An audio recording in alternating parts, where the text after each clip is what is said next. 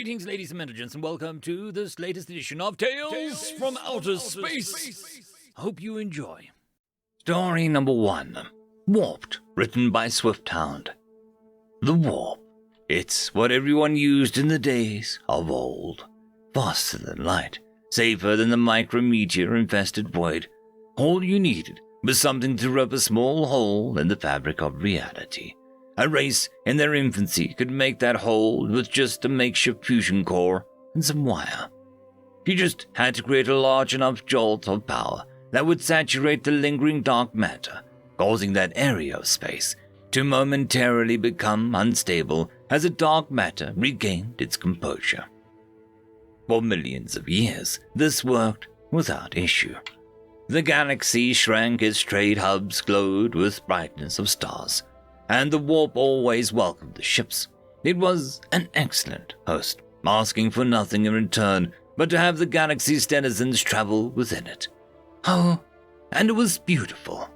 The light of the stars became twisted by dark matter. The warp shone and shimmered like a glorious jewel. Waves of light impacted those who traveled through it, acting playfully and dancing around ships. The one true wonder of the universe, accessible to all higher forms of life. It was perfect. The humans loved it most of all. They became enraptured by the mere gaze of the infinite grace. It was like they had gone mad. Some of them did after traveling in it. They always had a desire to return there. Many of their ships never returned.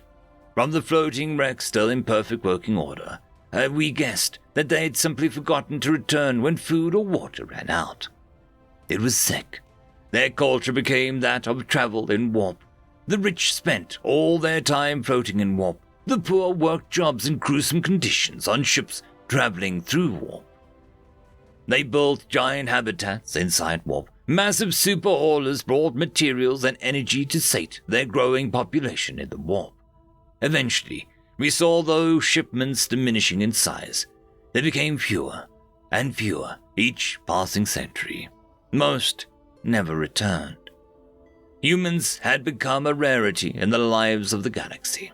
Their habitats floated in faraway reaches where no one traveled. Their ships never stopped at ports anymore. Only a few stragglers without money or connections remained of humanity. Even their homeworld was stripped haphazardly for parts. The gases and water drained within a few millennia. The rock and minerals hoisted into space for refinement. Nothing but rubble remained of the once vibrant world. Its original name was forgotten, as it's lost its significance. Some considered humanity's infliction romantic. Some even wished to join them on their great warp stations. Many went on voyages to search for them. Most returned empty-handed. A few returned in ships battered and scorched by weapons.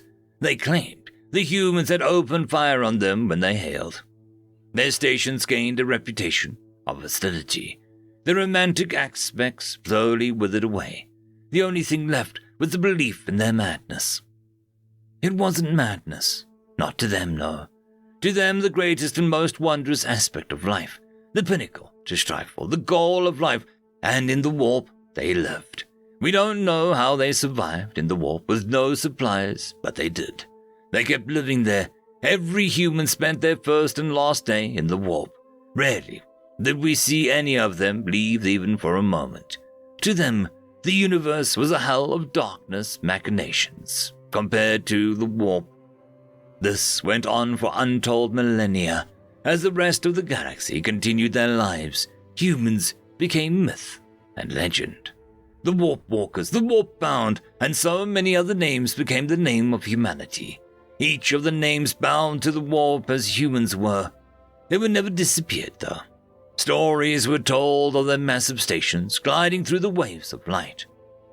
No one alive could have noticed the warp slowly changing along the millennia. If one saw the warp from how it was before the humans, they would call it beautiful, as the humans had first saw all those years ago.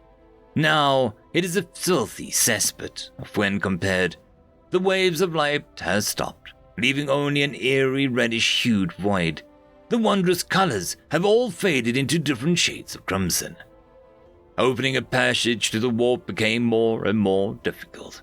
Ancient machines that had opened passages for billions began sparking more and more as time went on. In just a century, almost all warp travel became impossible. The power required for passage became overwhelming. What little research possible revealed the horrors the warp had begun producing. Twisted bipedal forms in all ways opposing the natural order. The humans. They had shifted with the warp. Guided by the red light, they had become monsters. Not by choice, but obedience. The warp was never kind and inviting. It was waiting for the right species. It wanted to whisper glorious secrets in their ears, to show their minds wondrous horrors, to feed them from its own lifeblood. The rest of the galaxy had simply never seen the bait dangling in front of their eyes. It was all just a trap of an ancient beast that opened its mouth for everyone willing to enter. The humans had taken the bait. They had taken everything the warp offered and relished in it. Too busy were they to see the maw of the warp closing around them, or too enamored by the false beauty. Maybe they had tried to escape during some point, but were unsuccessful. Maybe they just went quietly into the crimson night.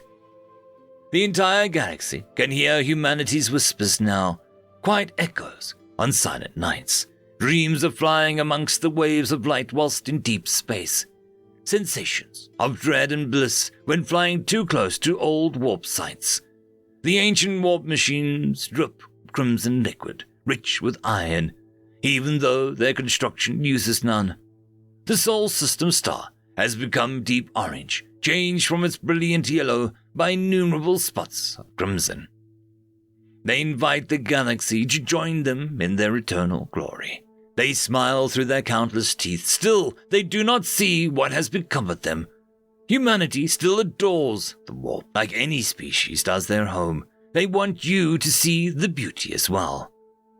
Humanity still believes itself to be human.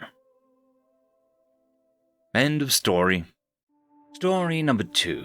Cultural Victory Achieved, written by Whiskey Lullaby. In 2091, humanity's first slipspace ship not only successfully warped to Alpha Centauri, but made first contact with an alien survey vessel. Surprisingly, the aliens knew English and most other human languages. Even more so, they seemed starstruck as they met the human explorers, or at least as starstruck as a multifaceted eye and carapace species can look. The coming months were a flurry of activity, as world leaders and diplomats scrambled and jostled for position on a new UN Council, and reporters scrambled to figure out what was going on. This is where things get bizarre. It seems that the aliens had long known of our existence, and had indeed been listening to our noisy little world, as had every species that had the technology to pick up and unscramble the radio signals that we had been outputting since the invention of said device. They were bound by the pan-galactic law not to interfere before we had reached a certain level of technological advancement, defined in very general and complicated terms. This is due to the fact that technology can evolve in wildly different ways amongst different civilizations and other variables. However, as they began to decode our radio signals, our cultures spread amongst the scholars and scientists of our neighbors, and began to filter out as they eagerly showed their friends and family, as well as co-workers and superiors. Eventually, everyone was listening to our music or watching our television. We, in blissful ignorance, had changed the course of the entire civilizations. Some of our cultural icons had been near deified by the galactic neighbors, or introducing concepts they simply hadn't even thought of. When we finally met the leaders of the alien groups, we were thanked collectively for sending these things into the void, no matter how accidental it was. They thanked us for sharing the beauty of our world and its peoples, for making the void between worlds seem shallower and less menacing. So, if you are wondering why we still bother sending our music out on something as archaic and obsolete as radio. That is why. Because someone out there might be listening, and one good song can change their lives. We had changed the galaxy before we even left our speck of the cosmos. Imagine what we can do now. End of story. I would quickly like to thank the Tier 5 members, Marky, Cam Maxwell, Caspar Arnolds, Oakfield, Lord Azrakul, and It's Difficult to Pronounce. Thank you very much.